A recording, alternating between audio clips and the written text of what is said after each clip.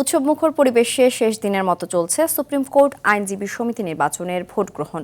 সকাল 10টা থেকে শুরু হওয়া এই ভোট চলবে বিকেল 5টা পর্যন্ত। তবে বৈরী আবহাওয়ার কারণে ভোট বিঘ্নিত হলে বাড়ানো হতে পারে সময়।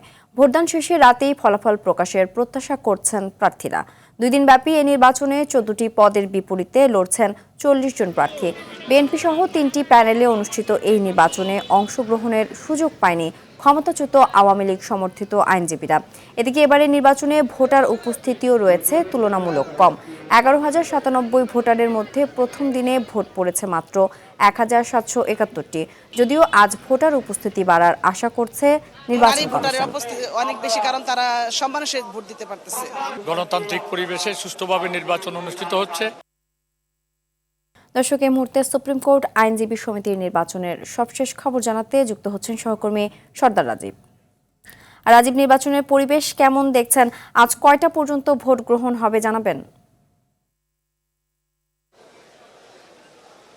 জি সিনথিয়া, যেমনটি বলছিলেন, প্রায় 2 বছর পরে অনুষ্ঠিত সুপ্রিম কোর্ট বার নির্বাচন হিসেবে পরিচিত সুপ্রিম কোর্ট আইনজীবী সমিতির নির্বাচনের ভোট গ্রহণ এই মুহূর্ত পর্যন্ত উৎসব মুখর পরিবেশে চলছে। অর্থাৎ আমরা যদি একটু দেখাই, এখানে স্লোগানে মুখরিত হয়ে উঠছে বিএনপি সমর্থিত নীল দলের প্যানেলের আইনজীবী এবং জামায়াত সমর্থিত সবুজ দলের আইনজীবী সমিতির সদস্যদের। অর্থাৎ এখানে যারা মোট, আমরা যদি একটু বলে রাখি যে এবারের নির্বাচনে অংশগ্রহণ করার সুযোগ পায়নি আওয়ামী লীগের কোনো সদস্য বা তাদের সমর্থিত কোনো সদস্য, যার কারণে এবার বিএনপি সমর্থিত নীল দলের সদস্যদের জয়ের সম্ভাবনা বেশি দেখছেন তাদের সমর্থকরা। বিশেষ করে তাদের যে সভাপতি প্রার্থী রয়েছেন ব্যারিস্টার মাহবুব উদ্দিন খোকন, যিনি সংসদ সদস্য, তার বিজয়টাও তারা অনেকটাই সুনিশ্চিতভাবে বলতে চাচ্ছেন।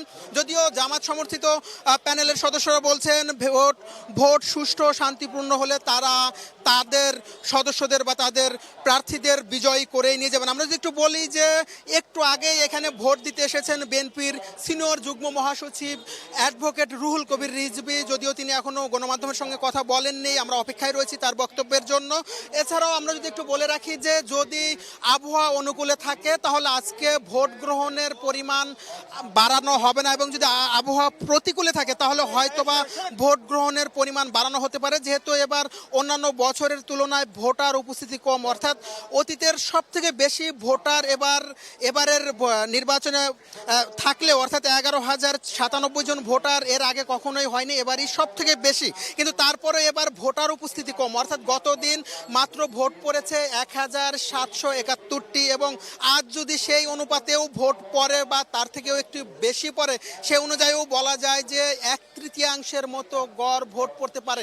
তো সব মিলিয়ে নির্বাচন কমিশনার আশাবাদী যে আজকের আবহাওয়া অনুকূলে থাকবে এবং ভোটার উপস্থিতি বেশি থাকবে। আমরা যদি বলে রাখি যে আজকের এই সুপ্রিম কোর্ট নির্বাচনে কিন্তু শুধুমাত্র এখানে যারা আইনজীবী পেশায় রয়েছেন তারাই কিন্তু ভোটার নয়, অর্থাৎ সারা বাংলাদেশের বিভিন্ন কোর্টেরও আইনজীবী রয়েছে, তারাও কিন্তু ভোট দিতে এসেছেন এবং তারা প্রত্যাশা করছেন তাদের পছন্দের প্রার্থী বিজয়ী হবেন। এবং যারা আইনজীবীদের জীবনমান উন্নয়নে, বিশেষ করে নারী সহ শিক্ষানবিশ আইনজীবীদের জীবনমান উন্নয়নে বা তাদের শিক্ষানবিশ ভাতা বাড়ানোর বিষয়ে গুরুত্ব দিবেন, তাদেরই তারা মূলত ভোট দিচ্ছেন এবং তাদেরই বিজয়ের জন্য কাজ করছেন। সো এই ছিল আমার কাছে সর্বশেষ। সিনথিয়া, ধন্যবাদ।